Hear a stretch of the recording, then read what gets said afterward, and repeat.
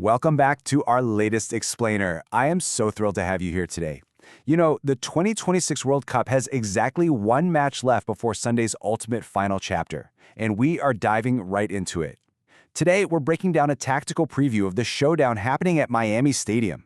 Kickoff is set for 2 p.m. Pacific, 5 p.m. Eastern. It's the third-place playoff, the bronze final, France versus England. Honestly, it's the game absolutely everybody watches, but nobody actually wanted to play in. Both of these absolute powerhouse squads suffered massive heartbreak just 4 days ago, and now, well, they're lacing up their boots for a consolation prize. But hey, don't let that fool you for a second, because underneath the surface of this dead rubber match, there is an incredibly fascinating tactical and emotional battle brewing. So you might be wondering, why watch the game nobody wants to play? Let's just acknowledge the elephant in the room right off the bat. This match doesn't have the gleaming, historic prestige of the World Cup final. These players are absolutely exhausted, physically and emotionally drained. But I promise you, despite the crushing disappointment these teams are feeling right now, there are massive hidden stakes on the line today. We are talking about historic milestones, bitter rivalries, and the emotional send-off of a true managerial legend. Okay, let's get into part one, the game nobody wanted. To really grasp the mindset of the players stepping onto the pitch in Miami today, we have to look at exactly how we got here. Both of these teams genuinely believed they were destined to lift that trophy this weekend. They fought through grueling campaigns only to have their dreams shattered right at the finish line just 4 short days ago. And the exits for these two teams, they really couldn't have been more different. France had an incredibly dominant group stage. I mean, they beat Senegal, Iraq, Norway, and Sweden, just scoring freely, right? This was supposed to be their manager's crowning moment. But instead, they ran into a buzzsaw against Spain in the semifinal and were completely shut out, just dismantled 2-0. England, meanwhile, had a much rockier road. They had this flat 0-0 draw with Ghana early on, ground out a really tense extra-time win over Norway, and then went toe-to-toe with Argentina in the semi, only to lose in an absolute 2-1 heartbreaker. Two very different paths, but they both end up right here, fighting for third instead of first. Moving on to part two, the hidden high stakes. Because the gold medal is gone, it is so easy to just write this off as an exhibition match. But if we dig into the data and the history, there are 4 massive storylines that make this bronze final absolutely essential viewing for any football fan. Let's start with 20. This is arguably the biggest emotional driver of the match. That number represents Didier Deschamps' 20-plus years of association with the French national program across various capacities. And it's actually been officially confirmed that regardless of the outcome today, this is his final match in charge of France. He's going to coach Les Bleus for the very last time this afternoon. Because this tournament was fully intended to be Deschamps' crowning moment, that 2-0 loss to Spain was a really bitter pill to swallow. But now there's one clear rallying cry echoing through the French camp. Send him out with a win instead of a whimper. The players desperately want to honor his massive 2-decade legacy. National pride is completely on the line here. And honestly, walking away with an actual medal for your departing manager means a whole lot more than walking away empty-handed. Next up, 33. That is the number of times these historic nations have clashed on the football pitch. This Anglo-French rivalry runs incredibly deep, but remarkably, today marks only the 4th time they've ever clashed specifically within a World Cup tournament.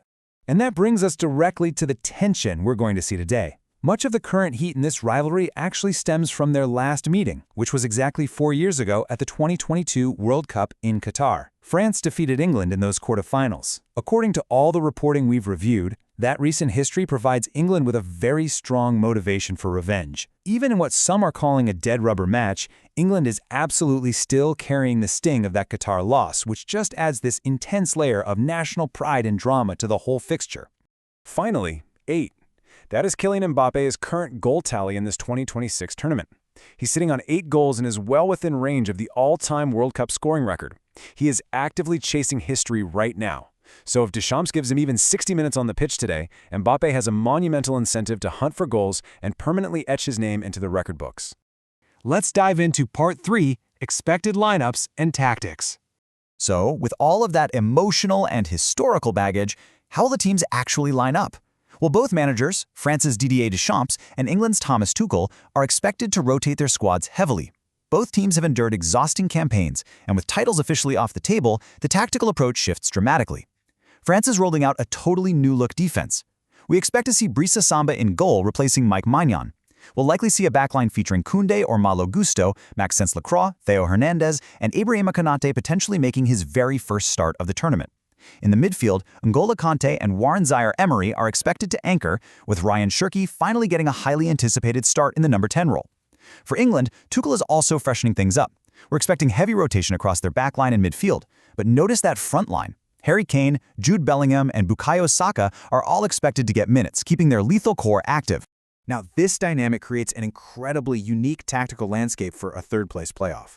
You've got fresh legs stepping onto the pitch. You have fringe players like Konaté or Cherki who are incredibly hungry to secure their very own World Cup moment.